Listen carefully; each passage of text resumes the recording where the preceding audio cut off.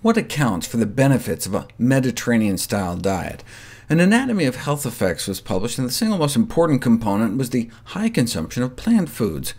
In contrast, fish and seafood consumption, the only animal foods promoted in the Mediterranean diet, did not seem to help. In fact, if you look at the four major dietary quality scoring systems, which have all been associated with extending lifespan and lowering heart disease and cancer mortality, they all share only four things in common: more fruit, more vegetables, more whole grains, and more nuts and beans. They're all built on a common core of a diet rich in plant foods, whereas opposite food patterns, rich in animal foods, poor in plant-based foods, in other words, the Western diet, is associated with higher risks. So we need to optimize the food environment to support whole grains, vegetables, fruit, and plant-based proteins. That's one of the things all the so-called blue zones have in common, the longest living populations. Not only social support and engagement, daily exercise, but nutritionally, they all center their diet around plant foods, reserving meat mostly for special occasions.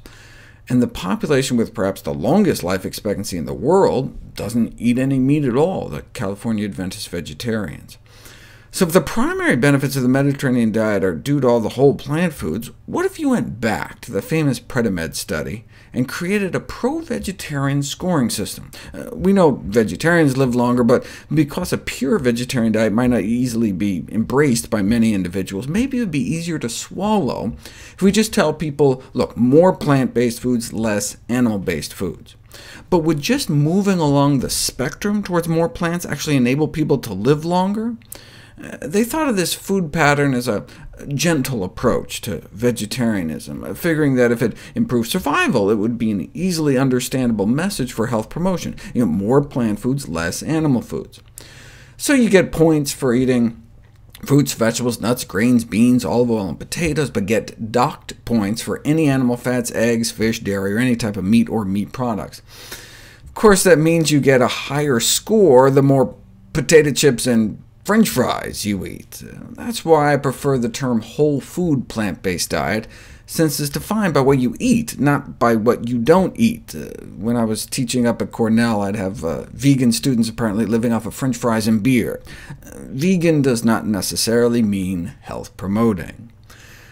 But did it work? Regardless of healthy versus unhealthy, if you give points to people for any kind of plant food, processed or not, and detract points for any kind of animal product consumption, do people with higher scores live longer? Yes. The maximum pro-vegetarian score is 60, but even just scoring 40 or more was associated with a 40% drop in mortality. In fact, there were so few deaths in the highest category of adherence to the pro-vegetarian diet, they had to merge the two upper categories for their analysis. This is evidence that simple advice to increase the consumption of plant-derived foods with reductions in the consumption of foods from animal sources confers a survival advantage, a live-a-longer-life advantage. This modest change is realistic, affordable, and achievable because a sizable proportion of their population was already eating that way, so one can get a significant survival benefit without a radical shift to the exclusive consumption of plant foods, a more gradual and gentle approach, more easily translatable into public policy.